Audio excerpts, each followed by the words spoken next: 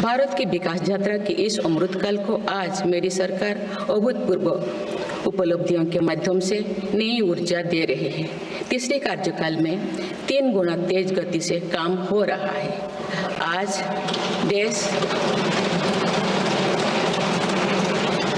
देश बड़े निर्णयों और नीतियों को असाधारण गति से लागू होते देख रहा है और इन निर्णयों में देश की गरीब, मध्यम वर्ग, युवा, महिलाओं, किसानों को सर्वोच्च प्राथमिकता मिली। मेरी सरकार ने तीसरे कार्यकाल में सभी के लिए आवास के उद्देश्य की पूर्ति के लिए ठोस कदम उठाए हैं। प्रधानमंत्री आवास योजना का विस्तार करते हुए 3 करोड़ अतिरिक्त परिवारों को नए घर देने का निर्णय लिया गया है। इसके लिए 5,36,000 करोड़ रुपया खर्च किए जाने की योजना है।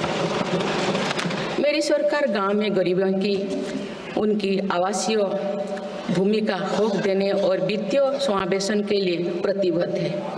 इस दिशा में स्वामित्व योजना के अंतर्गत अब तक 2 करोड़ 25 लाख स्वामित्व कार्ड जारी किए गए हैं।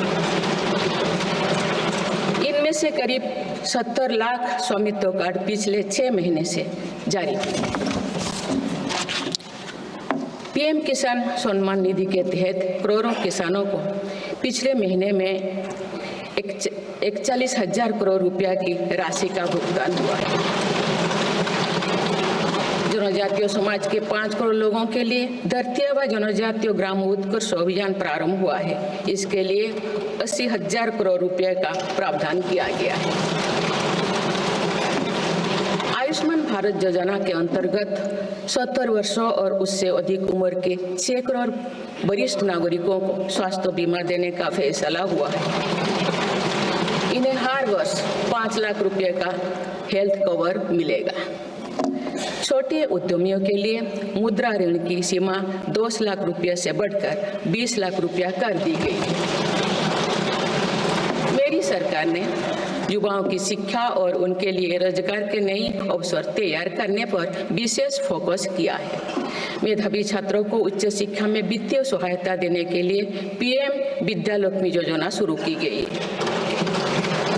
1 करोड़ युवाओं को शीर्ष 500 कंपनियों में इंटर्नशिप के अवसर भी दिए जाएंगे। पेपर लीक की घटनाओं को रोकने और भर्ती में पारदर्शिता सुनिश्चित करने के लिए नया कानून लागू किया गया है। सहकार से समृद्धि की भावना पर चलते हुए सरकार ने त्रिभुवन सहकारी यूनिवर्सिटी की स्थापना को प्रस्ताव स्वीकृत किया है। सरकार ने प्रधानमंत्री ग्राम सड़क योजना के 4थे चरण में 25,000 बस्तियों को जोड़ने के लिए 70,000 करोड़ रुपया स्वीकृत किए। आज जब हमारा देश अटल जी की जन्म शताब्दी का वर्ष मना रहा है, तो प्रधानमंत्री ग्राम सड़क योजना उनके विजन का पर्याय बनी हुई है। देश में अब 71,000 वंदे भारत, अमृत भारत और नमो भारत ट्रेन चल रही है, जिनमें पिछले 6 माह में ही 17 नए वंदे भारत और 1 नमो भारत ट्रेन को जोड़ा गया है। वन नेशन वन इलेक्शन और वक्फ अधिनियम संशोधन जैसे कई महत्वपूर्ण विषय पर भी सरकार ने तेज गति से कदम आगे बढ़ाए हैं। माननीय सदस्यगण, मेरी सरकार के 1 दशक के कार्यकाल ने विकसित भारत की यात्रा को नई ऊर्जा दी है। विकसित भारत के विजन में जन भागीदारी का सामूहिक सामर्थ्य है, देश की आर्थिक उन्नति का रोड मैप है, डिजिटल क्रांति के रूप में टेक्नोलॉजी की ताकत है और आधुनिक इंफ्रास्ट्रक्चर आधार भी है।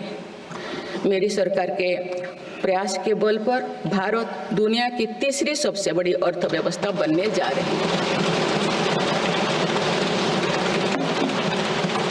विकसित भारत की उड़ान को हमारे संविधान के आदर्शों का सतत मार्गदर्शन मिलता रहे, इसके लिए सरकार ने सेवा, सुशासन, समृद्धि और स्वाभिमान इन प्रमुख सिद्धांतों को गवर्नेंस के केंद्र में रखा है।